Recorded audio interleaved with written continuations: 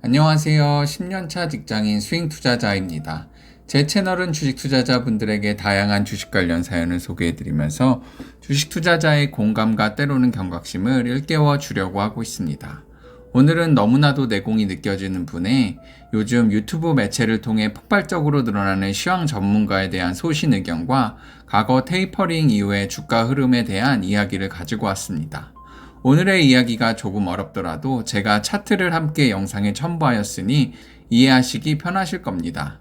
그럼 일단 시작해보고 이후 저의 의견을 덧붙여 보겠습니다. 주식은 멘탈 게임입니다. 파티는 끝나기 직전이 가장 재미있는 법입니다. 주식시장도 마찬가지입니다. 난 상투장이 오기 전에 빠져나올 수 있어. 하지만 신데렐라처럼 인간은 탐욕스러워서 12시 전에 마차가 호박이 되는 것을 알고 있더라도 12시 전에 난 빠져나올 수 있다는 것은 거의 불가능합니다. 어쩌면 상승장에 물려 있어서 빠져나오고 싶어도 못 빠져나오다가 급락장을 맞는 분들이 있을 겁니다. 혼마가 촛불에 흔들리는 것은 내 마음이 흔들거리는 것이라고 했습니다. 이 말은 항상 기억했다가 위기 때 생각하면 매우 좋습니다. 하지만 시장이 급락해서 내 계좌가 녹아내리면 감정적으로 평온하기가 힘들지요. 재무제표를 앞만 잘 해석하고 머리가 좋더라도 하지만 이렇게 돌발 위기를 맞이할 때 판단을 원칙을 적용하느냐 감정에 휘둘리느냐는 주식 투자의 성공과 실패를 좌우합니다. 가치 투자자는 세 가지 명심하라고 그레이엄 대가가 말했습니다. 첫 번째, 주식은 기업의 일부이다. 두 번째, 주가에 대한 가격 변동에 대한 관점, 즉 안전마진 확보입니다. 세 번째, 시장의 특성은 원래 급등한다는 것을 심리적으로나 금전적으로나 대비하라. 남자가 여자를 잘 이해하려면 신상 명세서를 보는 것보다 만나보면서 특성을 파악하는 것이 더 중요하듯이 주식시장도 특성을 공부할 가치가 있습니다.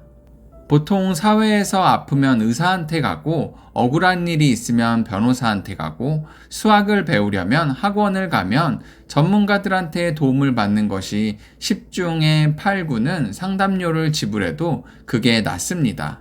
그런데 어려운 국면이 오면 자기도 모르게 무당 찾아가듯 전문가를 찾는데 이들은 현대판 무당 이상도 이하도 아닙니다. 그렇습니다. 시황 이야기하는 분들은 양복 입은 무당 보는 관점으로 보세요. 무당이 노리는 건 여러분의 수익이 아니라 호주머니 터는 것입니다. 사실 재밌는 것은 10년간 사이클을 돌아보면 전문가들 많이 물갈이 되었습니다.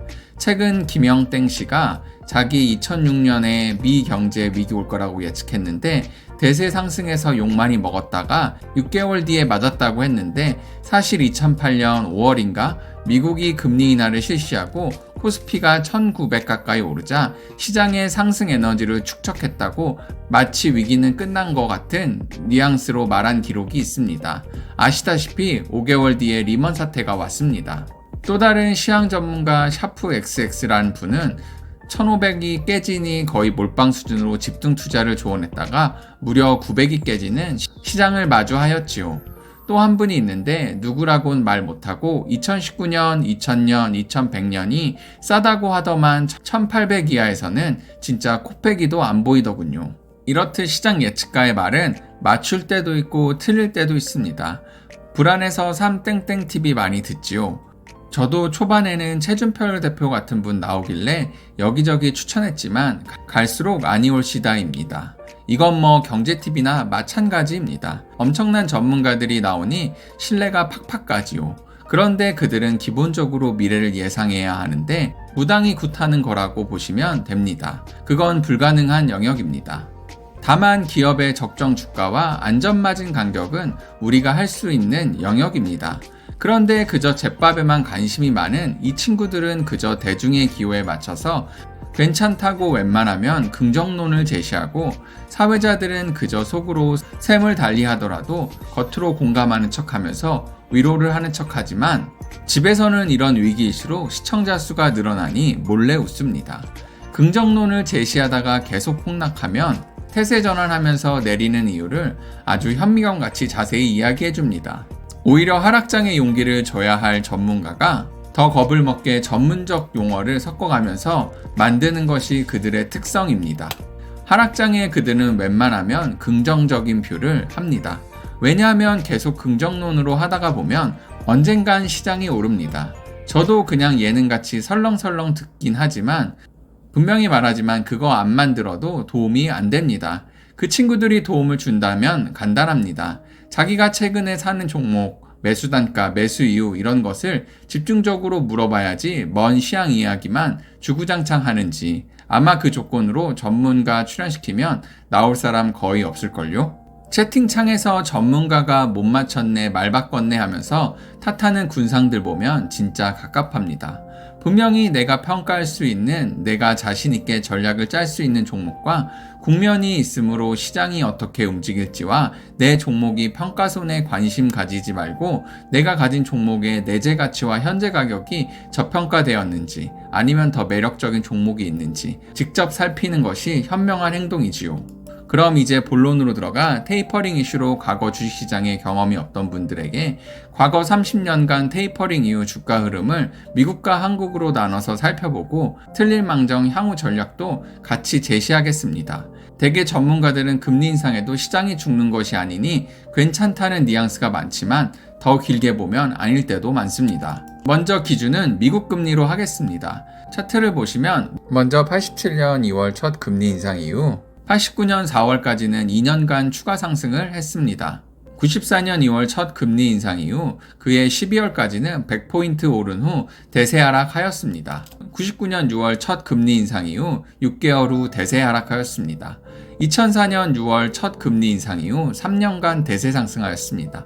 2015년 12월 첫 금리 인상 이후 2년간 대세 상승하였습니다. 그럼 시기별 인플레 지표인 유가와 함께 분석을 해보겠습니다.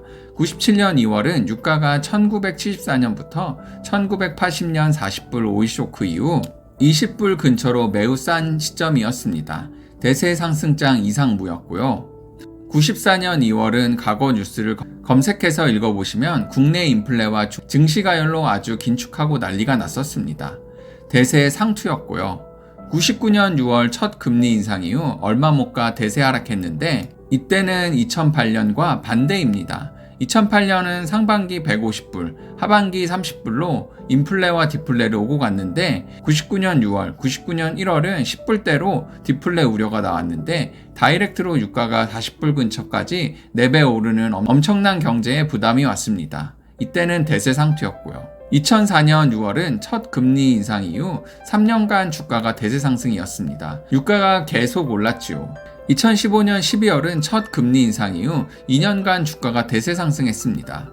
유가가 100불 근처에서 40불 근처로 매우 낮아졌지요. 과거만 보았을 때 첫 금리 인상 이후 시장이 다시 우상향했을 때는 87년과 2004년, 2015년이고 첫 금리 인상 이후 얼마 못 가 상투 찍은 장은 94년, 99년입니다.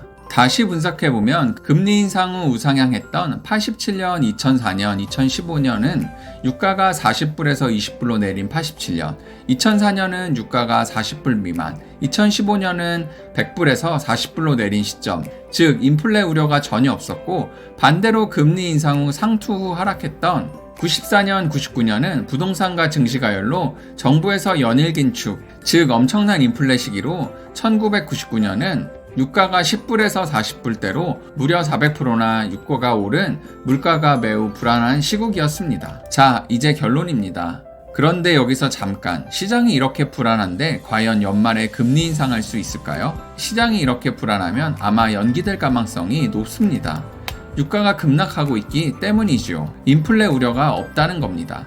여기서 첫 금리 인상은 미국 시장을 말하는 것입니다. 첫 금리 인상 전까지는 과거를 비추어 보았을 때 대세 하락장은 없을 것 같습니다. 따라서 너무 깊은 하락을 기다리기보다는 20% 미만의 하락장에서 적당히 매수하기를 권고합니다. 그리고 전에 한번 말했죠. 하락장은 적어도 한 달은 기다려주는 센스가 필요하다. 만약에 금리 인상을 하더라도 금리 인상 시국에 인플레로 난리가 났는지 아니면 아직도 물가가 그렇게 부담이 없는지를 잘 살펴보시기 바랍니다. 인플레 부담으로 급락했던 94년, 99년 같은지, 인플레 완화로 상승했던 87년, 2004년, 2015년 같은지 관조해 보세요.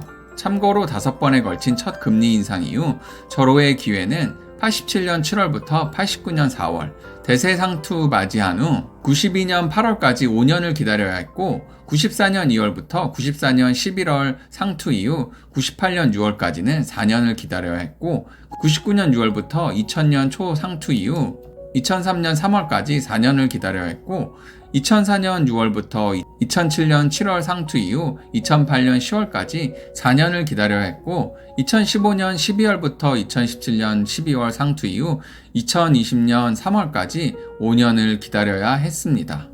어떠셨나요? 저도 주식 관련 유튜브를 정말 많이 보는데요. 우선 전문가에 대한 이분의 의견에 공감을 합니다. 하지만 시황 분석을 통해 미래를 예측할 수는 없지만 그래도 시황 분석을 통해 주식시장 내에서 나의 경험과 비교해 보면서 역량을 늘릴 수는 있는 것 같습니다. 이분의 이야기가 살짝 어려웠을 수도 있지만 제가 이해한 대로 정리드리면 테이퍼링과 금리 인상 사이클에서 역사적으로 대세 상승, 대세 하락 등의 주가의 흐름이 있었고 이러한 현상의 이유를 설명하기 위해 인플레를 나타내는 지표로 유가를 대입해 금리 인상 시기에 인플레가 안 잡히면 대세 하락으로 넘어갔고 금리 인상에 인플레가 잡히면 대세 상승으로 넘어갔다고 설명해 주었습니다. 그리고 마지막으로 현재 상황이 인플레가 잡히는 상황으로 보고 경제 상황에 발맞추어 천천히 금리 인상을 할 거라는 뷰도 제시해 주었습니다.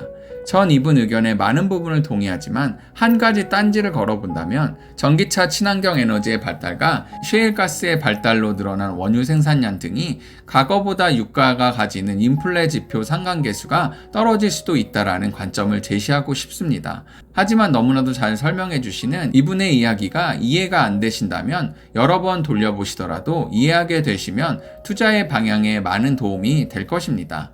테이퍼링으로 인해 신흥국 증시가 위축되고 있는 지금 무조건적인 공포감보다는 공부와 다양한 이야기를 듣고 투자 마인드를 굳건히 하였으면 좋겠습니다. 다양한 사연과 자신의 투자 관점에 대해 여러 사람과 공유하고 싶으신 분은 블로그, 메일 혹은 연락처를 채널 정보 탭에 있는 메일로 보내주시면 영상 제작해서 많은 분과 공유하겠습니다. 영상을 보시고 도움이 되셨다면 구독과 좋아요 눌러주시고 다양한 의견 남겨주세요. 그럼 감사합니다.